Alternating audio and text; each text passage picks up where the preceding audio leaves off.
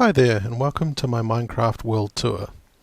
I'm actually mostly making this for my own use because I'm thinking about changing around a whole bunch of stuff, so I figured it would be good to get things on video before I break everything. But I figured I might as well upload it to YouTube because, well, YouTube just doesn't have enough Minecraft videos, does it? Anyway, this world here is my current world. It's using the Feed the Beast modpack, or actually the direwolf 20 modpack specifically, and it is in fact direwolf 20's current season 5 Let's Play world, although as you can see not a lot going on out here. This is where his main base is, around spawn area, and but I'm doing things a little bit differently. This is where the initial cave that we both set up shop in is, but then he went and built on the surface, I went off somewhere else. So let's go over there now. As a general rule, I kind of prefer to build at the top of hills or inside big cliffs, that sort of thing. I guess it's the miney way, Minecrafty way. But I came over here and I found this cool little tunnel, and at the end of the tunnel I found something even cooler.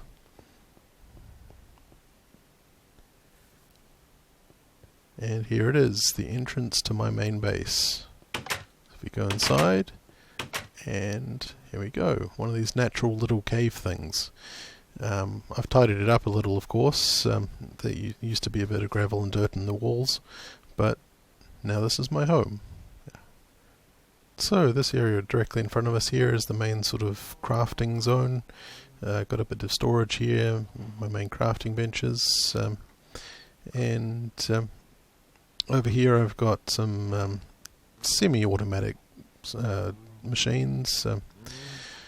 These machines all have pipes behind them to feed into this little chest to the side, but otherwise it's all completely separate from everything else. It's just in case I need to quickly make up some stuff. A few IC2 specific machines over here just to make sure I can get everything done. And hidden away back here in the little secret room I've got a assembly table for making gates and things. But most of the cool stuff is happening downstairs, so let's go down there. It's a bit of decoration just for fun. And this is my library down here. I've got a bunch of books and of course a enchanting table. We'll come back to these later. In here I've just got a little tiny pumpkin and melon farm. I think this is actually one of, based on Etho's designs. It's probably a little bit different from how he made it, but I think the basic idea is the same. You just walk in and automatically harvests, pick up the drops, and then you can just walk out again. And then you don't have to do anything else, it automatically replants itself, and you have a few more before long. Then you can just come in here, drop it off into this chest, and it gets automatically sorted. So down here, this is my main storage system. As you can see, it's a lot of barrels. The cool thing about these is that they're all pretty much automatic. Whenever stuff comes in, it just automatically finds the right barrel and goes there, at least until the barrel fills up. I've sort of tried to organize it a little bit, so I've got blocks in here, wood down the bottom, food and things in here, a bit more food and things, planting crops and whatnot over here, actual saplings down the bottom here. I've got ingots and other metals on this wall here, but then sort of around here it gets a little bit strange. There's all sorts of weird things mixed together. It's sort of when I just had more barrel, had to wait until I got more things. You can see there's still a few gaps here for things I haven't really got around to putting into barrels yet. I've heard there actually is a better way of doing these barrels, so I'm thinking about changing it all up, but well, I don't know, it just seems like a lot of work, so you never know, I might try that sometime. But yeah, as you can see I have quite a lot of cobble and dirt. It's because I do have a quarry going, and I'll show you that a bit later. But if we come up here, this is my main sorting system. Again, you can see another one of these ender chests, and this is just pulling items out of this. You can see it does sort of fill up a little bit, but I've never actually manage to get this chest to completely fill up. It'll always seems to manage to catch up sooner or later. Yeah, it all works pretty well. Setup in here is pretty simple. This is just stuff that needs to be macerated or pulverized in my case, and this is stuff which can't be pulverized but just needs cooking up. You can see I've got some auto food cooking going on as well. Everything else just gets assigned white, and it heads off and down here into the sorting barrels. But just as a little special case, the cobble and things actually go up here, and that's because down here they're actually the barrels for those are full, so if they don't go down there, they'll come up here and into this recycling system, which at the moment I've set to take all the random junk I've just got too much of. And as you can see, that's producing quite a bit of scrap. And quite recently I've actually set up a mass fab on this, so this, you can see this is starting to produce some UU matter, which is pretty cool. It's a little bit slow, of course. The main thing there is I just don't really have all that much power, so it takes quite a while to get there. Speaking of power, pretty much everything in my base is running off this, the big lava tank. At least all the IC2 and Buildcraft stuff anyway. So back here you can see I've got some magmatic engines powering these energy cells, so all the machines upstairs you can see are running off this cell, and this one here is a charging station for my quarry, and apparently I got some new mail, sorry about that.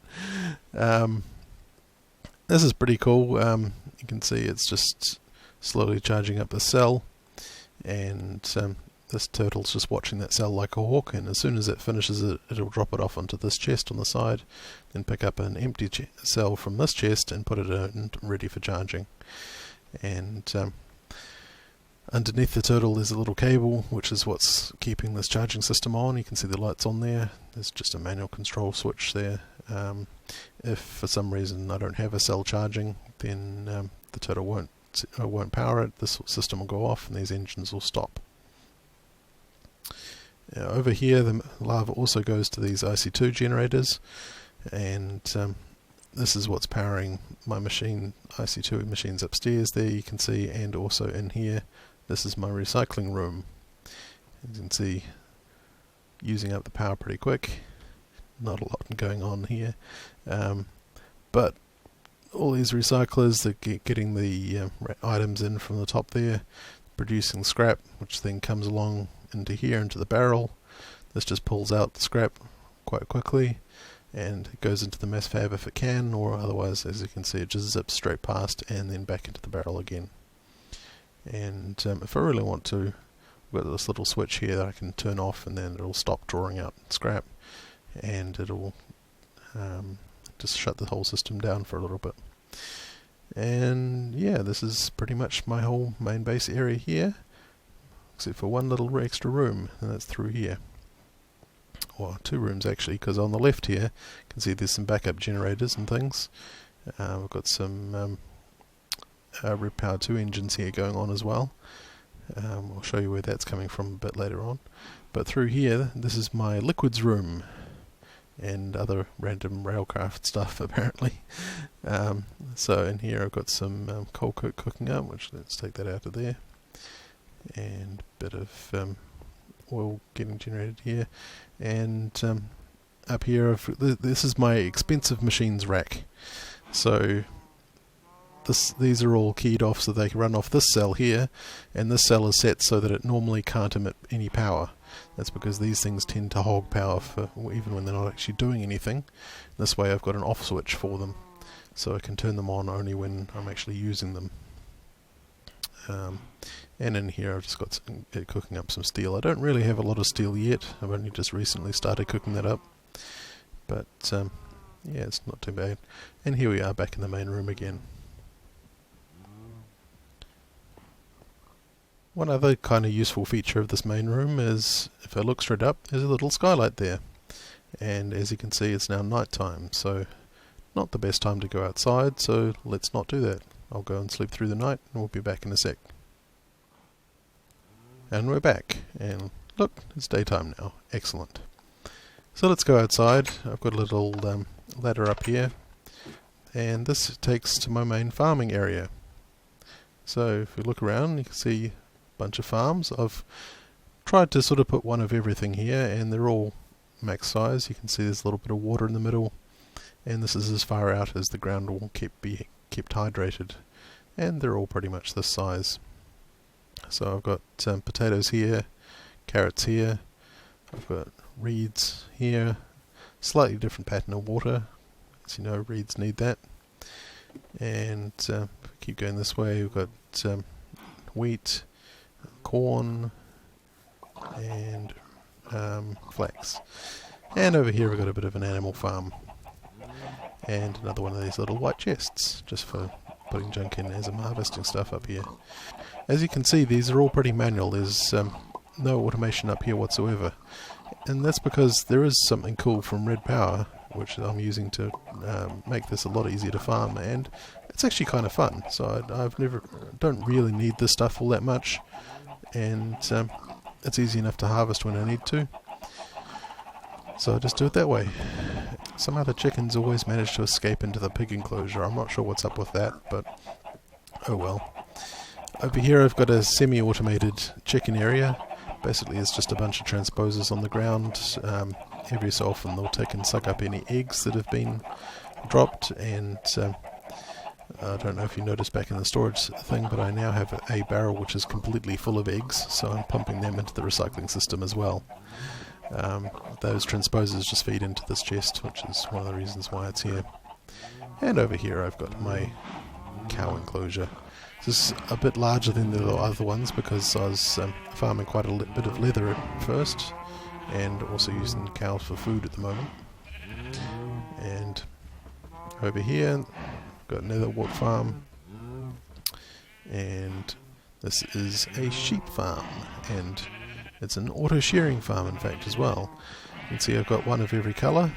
That's courtesy of Equivalent Exchange. And I've got this little turtle here which just automatically shears all the sheep. Now I've actually got him turned off at the moment because I kind of have all the wool in the world.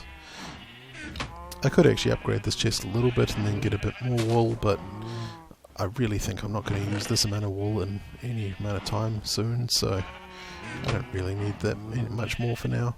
But just to show you what it looks like, let's go and run this program. And as you can see, he just comes down, shears each one of the sheep as he goes past on the left.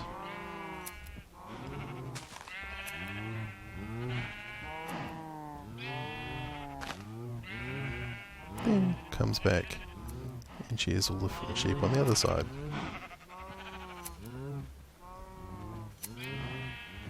As you can see, he's a solar turtle, so never need to fuel him up. He just sits there and charges himself up when he's not doing anything.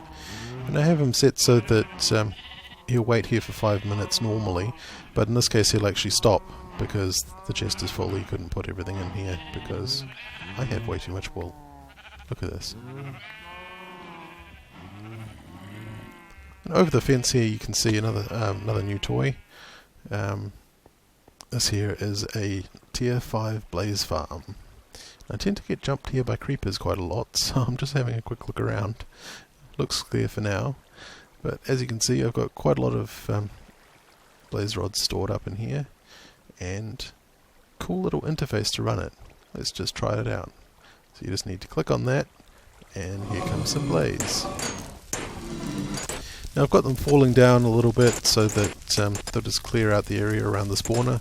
I'm not entirely sure if that matters with these soul shard spawners, but I figured I might as well, and it just looks cool.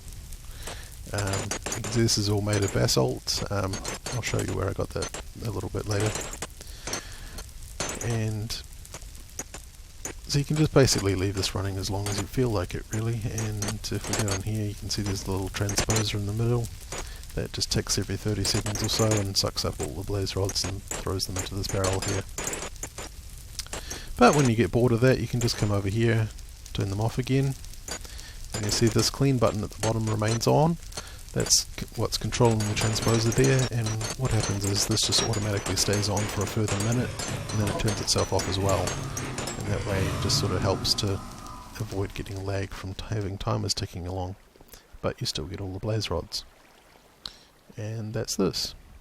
I'm sort of thinking about expanding this a bit more, maybe put in some other sort of spawners, but not really sure what else to do. The only two other shards that I'm sort of close to finishing but haven't quite got a level 5 out of yet are the Enderman and Zombie Pigmen. And I guess I could use some more gold for the Zombie Pigmen, but they're not going to die in water, and the Endermen are just going to teleport away, so I'm going to have to come up with some other way of dealing with those if I do want to do that. But yeah, so let's go over here just for fun. This was my original nether portal, as you can see. Now, I saw Direwolf's attempt to go to the nether, so I just tried to put my portal on the opposite side of him to try and get a better nether spawn, but no, sadly, it was not to be.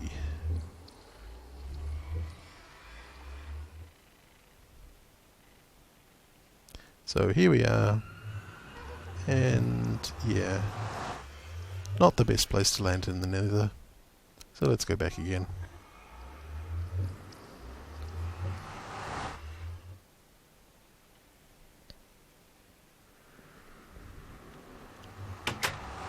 And here we are, back at the Blaze Farm. And yeah, I haven't really done too much out this side yet. As I said, I sort of kind of like to keep the landscape fairly nice, although as you can see, had a few creeper run-ins. What can you do? And a couple more things up top here in my farming area. I set up this peat bog a little while ago. As you can see, it's not really running right now because I've run out of sand. It's quite hard to find sand in this world for some reason, although I'll show you something about that a little bit later. I'm thinking about probably putting in something to automate some sand generation, but I haven't got around to doing that yet. As you can see, though, I've managed to get a fair amount of peat and ash. Not actually really doing anything with these yet either, so I don't really need to do all that much. And over here, this is the same sort of tree harvester thing that Direwolf set up in his world, and it works astonishingly well. Basically, before I set this thing up, I was chronically short of wood. Set this thing up, wandered away for a few minutes, and came back, and I had an entire barrel full, pretty much. It wasn't quite that quick, but it felt like it. So I've got this guy working on oak wood now. Originally I had him on spruce, and I've now pretty much filled up the entire barrel of with both logs and planks, so I really don't need more spruce right now. But before I set this up, I had a semi-manual system again, and that's this little turtle here. So let's just pick him up. Again, he's a solar turtle, so he's been sitting here just charging up fuel. And let's just grab one of these saplings here just for a bit of a demonstration. Where'd that turtle go? Here we go. And this is a pretty simple little program that I wrote myself. All you do is you stick the turtle there and give him a sapling in that slot there and give him the magic word. And there we go. We're going to take out all the trunk. Then when he's reached the top of the tree, comes back down, automatically plants a sapling and goes back to where you originally dropped him. You can just pick him up again, and there you go. Now this program actually works for 2x2 trees and 3x3 trees, and in fact you could make him harvest out an area of however big you want, so you could actually use him as a kind of a poor man's quarry if you really wanted to. Probably not the most efficient use, but it will work. So let's go over actually let's just drop him off again. So let's put him back, and well, it's getting a little bit dark again, but let's just quickly go over here and see what's over this way. And as you can see, I've got a nice little windmill going. This is my main source of red power energy. There's a few solar panels around it as well, and I've actually got also a few those thermal generators downstairs, but they don't really do an awful lot. But I thought these things look cool. Yeah, it seems to generate a fair amount of energy. Over here, this is my rubber farm, and as you can see, lots and lots of rubber spawns. Basically I made this by using a portal gun. I just wandered around, found these little things and dragged them around. I'm not sure if there's some way to rotate these, but I just ended up putting them in as, finding the ones that were facing the right way already and put them into these patterns. I was lucky enough to find a portal gun in a dungeon chest fairly early on in the game, and let me tell you something, portal guns, or I guess the gravity gun as well, awesome for animal farming. What are you doing? Get back in there. Strange animals. It would have been massively more annoying to round up all these animals without that gun. It is definitely great. But yeah, so big farming area, mostly all manual, but as I started to say, there is something cool from Red Power 2 which helps out a lot, and I'll show you that right now. And I'm back, and I now have the two items from Red Power which will help make these farms a lot more fun. And this is the main reason why I don't really bother automating any of these, because it is really fun to use them and they're pretty simple. So step 1,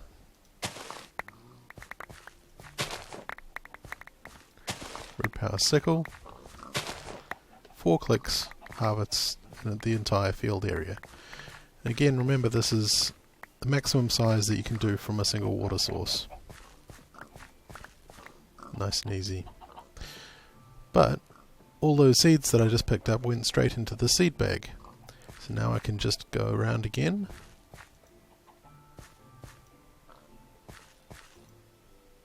And there we go. 4 clicks to harvest, 4 clicks to replant. Dead easy. Nice. And after all this, I can just come out here, go to my chest here, and drop off any of the junk that I collected along the way.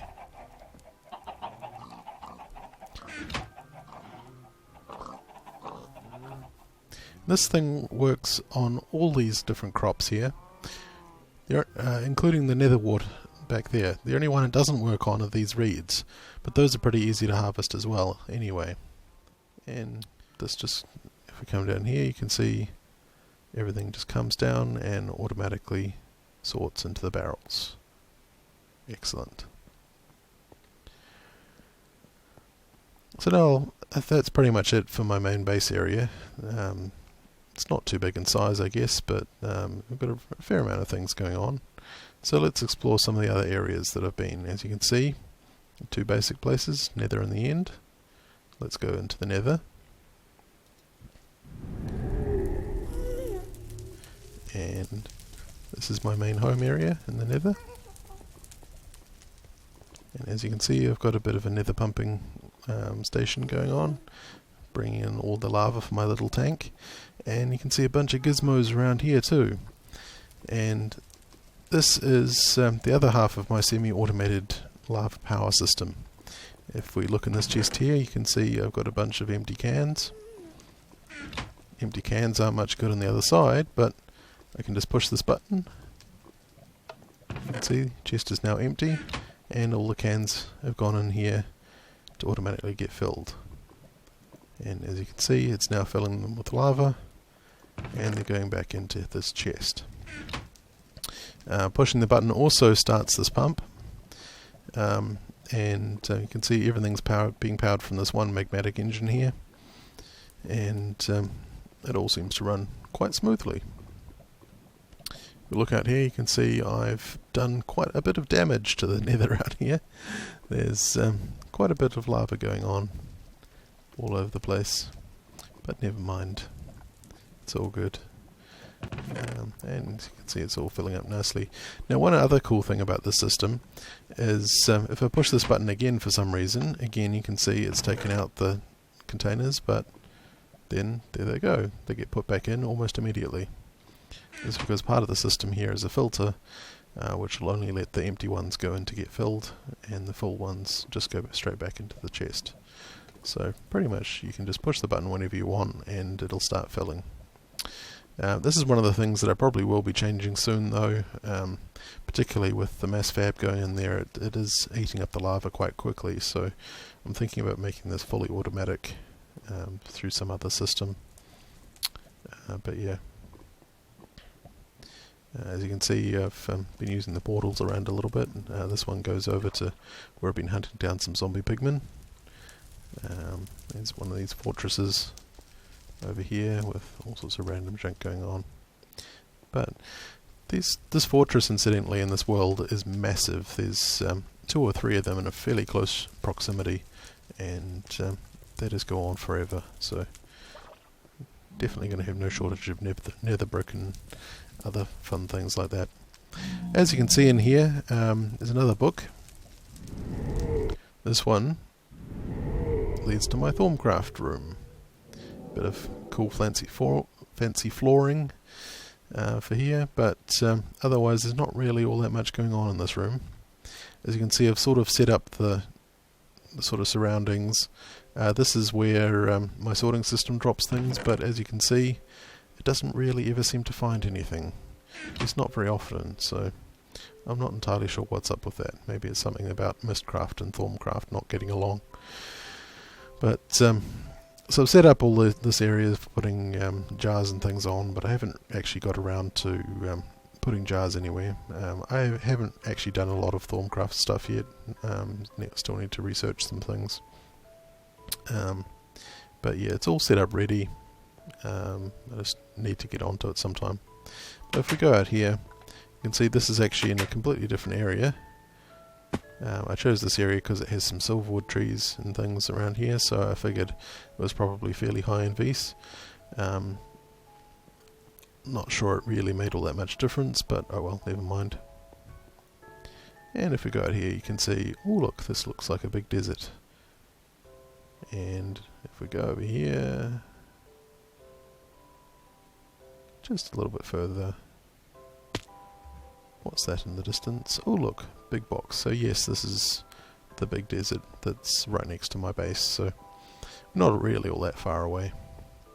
And this, by the way, is a really, really epic oil spawn. I actually went up there and went all the way down to the bottom of it. It goes quite a long way down, and there's actually goes right into a ravine at the bottom of it, so that's pretty cool. I'm thinking about possibly trying to pump that out at some point, but I'm not entirely sure what to do with oil yet. I don't really like the idea of exploding engines, so I'm a little hesitant to set up combustion engines and things like that. But oh well.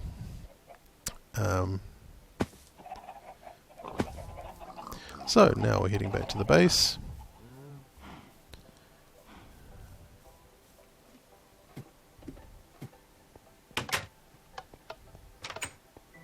And let's go and look at some of the other areas. Now, this desert area, this is where I get all my sand. I made this basically because sand was so hard to find, so I just made this desert world. And this is, as you can see, where I've been harvesting it. I haven't really harvested too much yet, but give me time. But one of the other cool things that I discovered when I came into this world, as you can see, village buried in volcano. Just look at this. Isn't this cool? Now I'm not sure exactly where it is, but somewhere in here I made a path inside the volcano, and there's actually a whole pile of extra buildings and things underneath.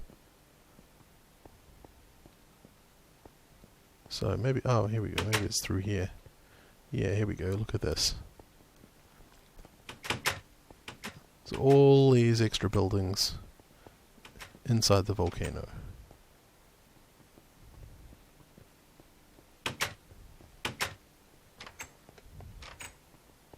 Isn't that cool?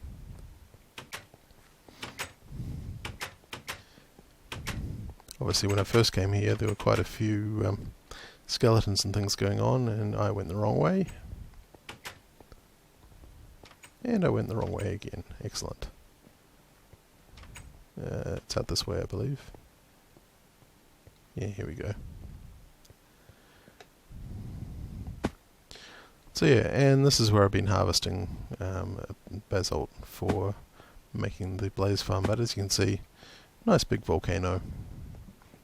Not going to run out of basalt anytime soon. But wait, there's more. I'm just going to go on and head off in, I think it's this direction for a little while. Let me just turn on some map markers. Yep, there we go. And as you can probably see by that map marker, I think you know what's coming up. But let me just skip ahead and I'll see you there. And here we are. And look at this.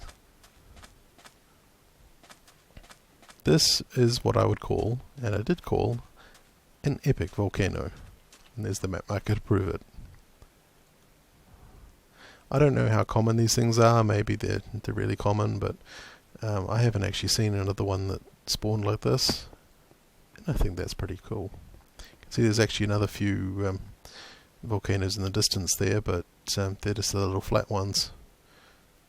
This one is a real volcano.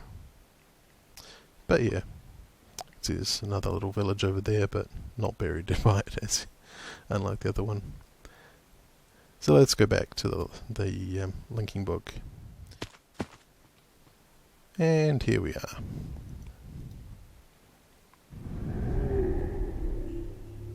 So let's go and look at another few places. I've only just recently gone into the end. There's not really a lot here. You can see I just made a little platform so I could smack a few endermen around, try and get an enderman shard. Originally when I came here I was planning to just sort of build out a bit, leave the dragon alone, but as you can see I did actually kill the dragon because the dragon is just way too annoying. Can fly through everything. It was much easier just to kill the dragon. And it didn't actually take a lot. As you can see I don't really have much in the way of armour. Jetpack did help, of course, against the dragon, but the main thing was just carry a lot of arrows. And the dragon's not too hard. Age of Villages here, there's not really a lot to that. I just made that when I was trying to find villages to get a bit of Thorncraft research, and also made this to get some of these crystals, although I haven't actually made any portals with it yet. They're actually I tried spamming village symbols on this thing, but there actually aren't that many, so I don't think that actually makes a difference. But never mind. It's not a very exciting place. This world, on the other hand, this is where I have my quarry set up. So, as you can see, no, that's not a chunk area. This is a quarry. And apparently a few spaz outs. And you can, that one is a chunk area in there, but as you can see there's a abandoned mine shaft down there. You can actually see an opening for it in the corner there, so that my quarry bit into. I had a quick look around there. It's pretty interesting, not too bad. But you can see I've moved the quarry over. It's chirping along quite quickly. I've got this thing running on 30 MJ per tick at the moment. You can see this is the other end of that little charging station. This turtle just watches this, and as soon as this gets completely drained, he'll pick it up and drop it into this chest and pick up another one from here. So I've got a few waiting to be used there, and when it gets dropped in there, it gets picked up and charged on the other side.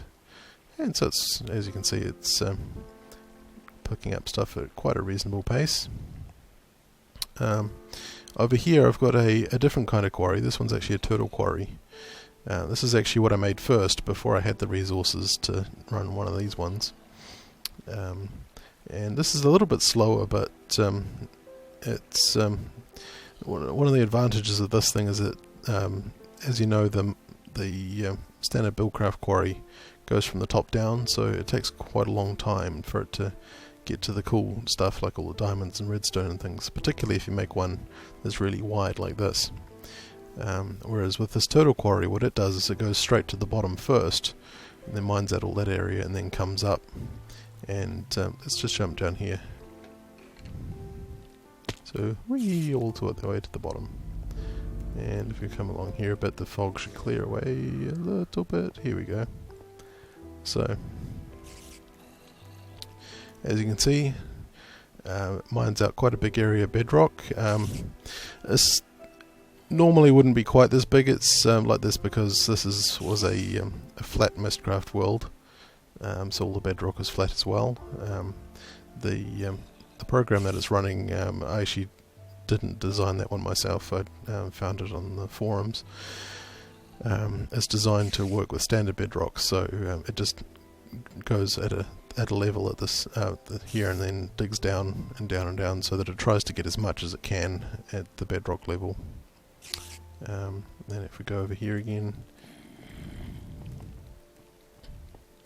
see basically what it does is it just comes up, and every few levels it'll mine out one high, and then just picks up all the ores that it can. But also, as you can see, it's a little mob spawner.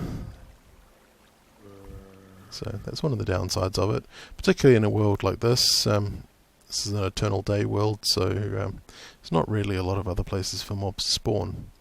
Although also, as you can see, no shortage of Thorncraft trees here. Though I'll just show you something a little bit weird. This seems to be a bug in the current version of Thorncraft and with NEI, but if I walk over here and look at one of these leaves, look at what happens. Apparently it's a silverwood tree, or at least so its leaves would have me believe. I'm not really sure what's up with that, but it's fairly consistent. But oh well, never mind. One of the downsides, I'm not entirely sure if it's related to that bug or not, but I've chopped down a few trees, and I've yet to manage to get a sapling of either silverwood or greatwood. So I'm not sure what's up with that, but fortunately there seem to be quite a lot of them in this particular Mistcraft world. So that's good. Another thing which is good about this world is it has these little indigo flowers, which from Red Power 2, and they're used to make the plans in the project tables. These are impossible to find in the regular world as well. I think it's because of all the extra biomes. But yeah, so I think that about covers it for my world, except just for a little bit of demonstration, since I didn't show you this end of it. If we come over here again, you can see I am running really, really low on lava, because these things really, really suck it up. So, let's go over here and push the fill button. And what this does, this chest did have some lava in it, and it just goes and pulls it all out, and it starts emptying into the tank. This is another little bit of weirdness. It kind of looks like from this that the lava's coming out of the tank, but no, if we come over here you can see it is actually going in. And yeah, so this just helps keep it up. And again, I'll probably think about some ways to automate this a bit more. But I just wanted to show off this system. And just like the one on the other side, you can see it's feeding the empty ones back into here. If I happen to push this button again, it empties, but then very quickly they all come back in. And you can see still producing a fair bit of UU matter. Not too shabby. How are we doing over here? This is getting close to, a little bit close to full. Now you may be wondering why 30 MJ per tick on the quarry. That's mostly because that's what this seems to be outputting. So I've got 3 engines here, and if you remember back in this back room I've got another 6. And these ones, now these do 4 ticks, 4 MJ per tick. I'm not entirely sure what these do, but altogether the thing seems to be producing a little bit over 30 MJ. So I just have these set to output 30, and that way they get charged up just very slightly faster than they get used, which is how I've managed to build up a little bit of a backlog of these cells. You can see it's ready for charging that one up next. This way the quarry is pretty much in operation all the time. These engines are also in operation most of the time as well. They weren't originally, but now that I made some extra cells, these are in operation all the time, which is good to keep this charged up for whenever I want to use these machines up here. But again, it does kind of use up the lava pretty quickly, so I'm thinking maybe I should think about making another sort of power source for this. But hey, lava's easy to get. And I think that's about it for my world, at least as it stands right now. I can't think of anything else to show off. There's not really all that much here, beyond what I've already shown. And yeah, so I guess comment on this video if anyone even sees it or finds it slightly interesting, and maybe I'll make some more if something interesting happens, or maybe I'll do some tours of my older worlds as well. You never know. But for now, that's it, and I'm out of here. Take care.